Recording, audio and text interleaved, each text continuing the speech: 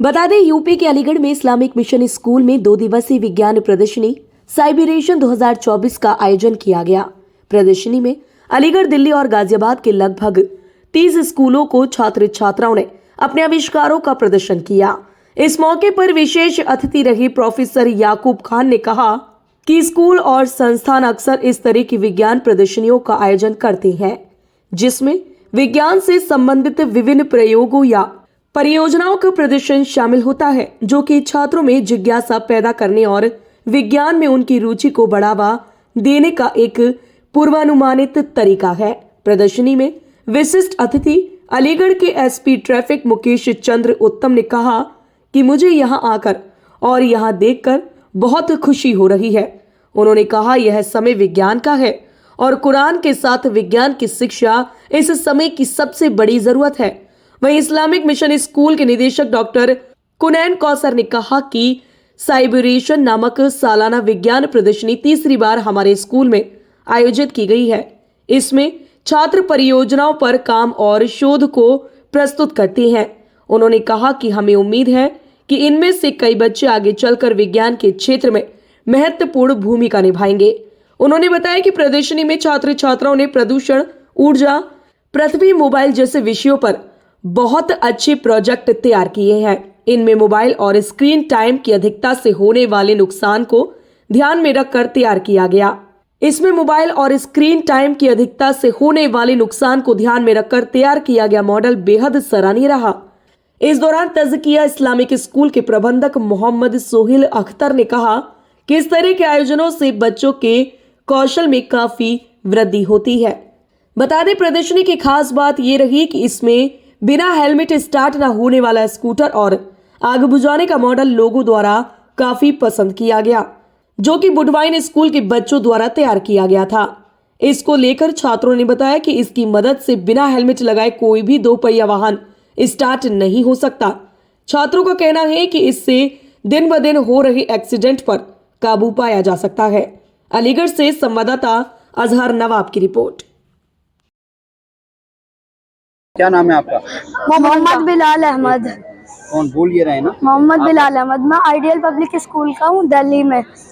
हम लोग fire fighting robot है, एक ऐसा डिवाइस बना रहे हैं, अगर हम उसके सामने आग लगाएंगे तो फिर ये फ्लेम सेंसर है, वो डिटेक्ट करेगा। फिर वो आर्डिनो ऊनो में कोडिंग की है, तो फिर वो सिग्नल देगा वाटर पंप में, और वाटर पंप हाई प्रेशर से रिलीज करेगा वाटर, जिसकी वजह से आग बुझ जाएगी। हमें गवर्नमेंट से एक हम्बल रिक्वेस्ट है कि इसे साइज में बड़ा करा सकते हैं, और इससे ऐसे एक साल में फायर की वजह से 150 लोगों की डेथ हो जाती है, लेकिन अगर हम ये रखेंगे तो बहुत से लोग बच भी सकते हैं। कहाँ पर लगाया जा सकता है? हाँ, घरों में भी हो, कहीं भी जहाँ आग लगेगी। हाँ, ये ऑटोमेटिकली है। किस तरह की टेक्निक का यूज किया गया है? इस AI आगे में वैसे भी टेक्नोलॉजी से बहुत चीज हो सकती है। और ये 360 डिग्री मूव है, इसमें कैस्टर व्हील लगाया, और अगर कोई ऑब्जेक्ट आ गया और उसके पीछे अगर आग लगी है तो इसमें अल्ट्रासोनिक सेंसर लगाया, वो लेफ्ट कोडिंग हमने कोडिंग का आर्डिनो ऊनो में लेफ्ट जाके वो कर लेगा। क्या नाम है आपका? मेरा नाम है मोहम्मद बिलाल अहमद। कहाँ से आए हैं आप? हम शाहीन बाग से आए हैं। दिल्ली से? यस, दिल्ली शाहीन बाग से आए? यस। किस स्कूल के स्टूडेंट हैं आप लोग? तज़किया इस्लामिक स्कूल। किस तरह का आपने प्रोजेक्ट बनाया है, क्या इसका मकसद है? ये एक गैस लीकेज डिटेक्टर है, और ये जैसे गैस कहीं पे फैल जाती है और पता नहीं चल पाता है, उस तरीके की गैस को डिटेक्ट करता है और जैसे आग लगने से बचा देता है। जैसे आग लग जाती है बिल्डिंग्स वगैरह में, उससे ये बचा लेता है और एक अलार्म बजा देता है, या फिर अगर ये घरों पे यूज़ हो रहा होता है तो वो एक फ़ोन पे कॉल कर देता है ताकि यूज़र को पता चल जाए कि यहाँ पे आग लगने वाली है, तो वहाँ से लोग मतलब हट जाएं, निकल जाएं और उस जगह को बचा लिया जाए। मतलब अलार्म कर देता है ये लोगों को एक उससे बचाने के लिए, एक situation, hazardous situation. Life saving भी है? यस, ये एक लाइफ सेविंग डिवाइस है। फातिमा। आयशा फातिमा। Yes sir. किस स्कूल के स्टूडेंट हैं आप लोग? Islamic Mission School, yes. किस तरह का ये प्रोजेक्ट बनाया है, क्या इसका मकसद है? This project mainly आप focuses on हिंदी में बोलिए आप पूरा। इस प्रोजेक्ट का मकसद है वाउंड हील, मतलब चोट को हील करना बहुत जल्द से जल्द, ठीक है, क्योंकि फंगल इन्फेक्शन हो जाता है, बैक्टीरियल इन्फेक्शन हो जाता है और फिर आपको बहुत सारी क्रीम्स लगानी पड़ती है। उसमें ये जो हमने बनाया वो बहुत कॉस्ट एफिशिएंट है। आप एक बार बना लें और वो चीज़ मल्टीप्लाई होती जाती है अपने आप से, क्योंकि वो बैक्टीरिया है, ठीक है।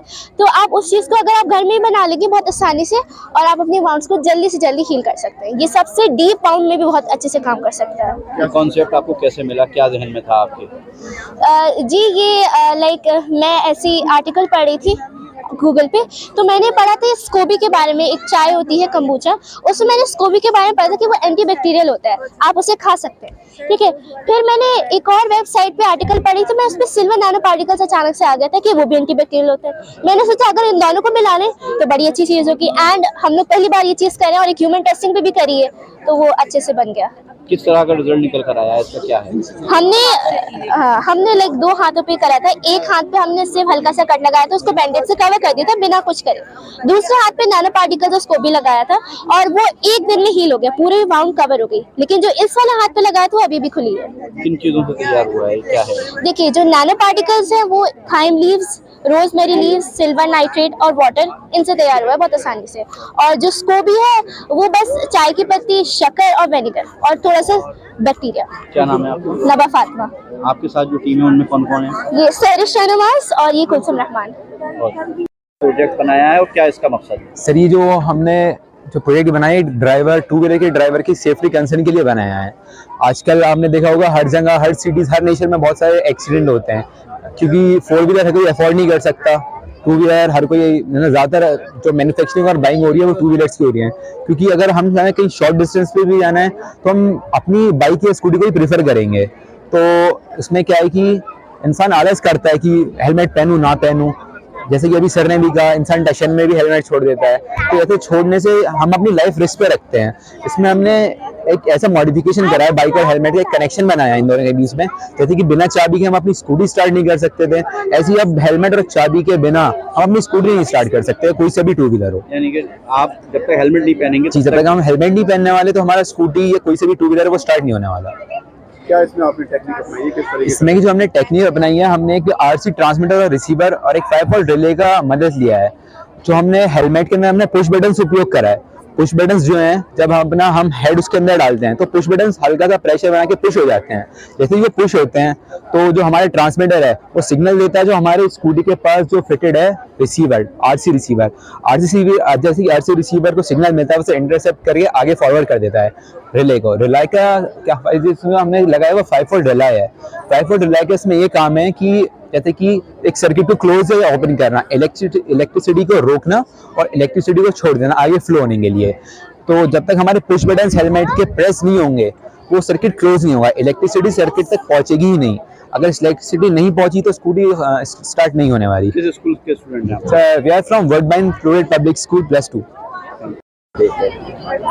असल में जो सबसे इम्पोर्टेंट बात है involvement all the children of different schools in a one thing, creativity.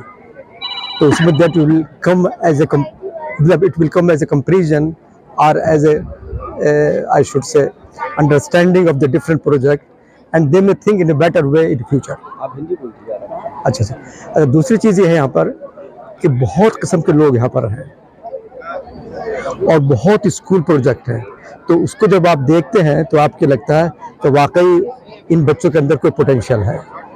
उस पोटेंशियल के नाते आप एक क्रीम को निकाल सकते हैं, स्कूल को चूज़ कर सकते हैं, और जब कम्पिटिटिव माइंड होता है ना, यकीनन तौर पर आपके पास एक ऐसा मादा पैदा होगा जो आपके फ्यूचर में काम आएगा। ये एक तरह कहा जाए तो ये मुस्तकबिल के बच्चे हैं। यस, मतलब मकसद इसका, इन कॉन्फ्रेंस का, इस मीटिंग का, इस गैदरिंग का ये होता है कि हम अपना फ्यूचर देख रहे हैं और इस फ्यूचर में यहाँ पर हम सिर्फ मतलब क्रिएटिविटी देख रहे हैं। साइंस और कुरान का जो कॉम्बिनेशन है उसको कितना इम्पोर्टेंट मानते हैं? मेरे अब आप मुझसे पूछ रहे हैं जी। मतलब कुरान जो है is not a book of science but it is book of sine. जब आपने साइन बोल दिया तो पूरा जहां आपकी मुट्ठी में आ गया, उसमें आपको देखना है हम जो है इस ज़मीन को जो खूबसूरत है, ग्रीन है, ये इसे कैसे प्रोटेक्ट कर सकते हैं, ये सारा कुरान के कुरान है ही। या अय्युहन्नास, ओ इंसानो, मलिक नास, ये जो है ना, तो वो है जो आदमी कुरान को बोलता है कि कुरान मुसलमानों की किताब है, वो मुसलमानों की किताब नहीं है, वो इंसानियत की किताब है। और जब इंसानियत बोल दिया आपने, तो लफ्ज़ इंसानियत पहले आ गया।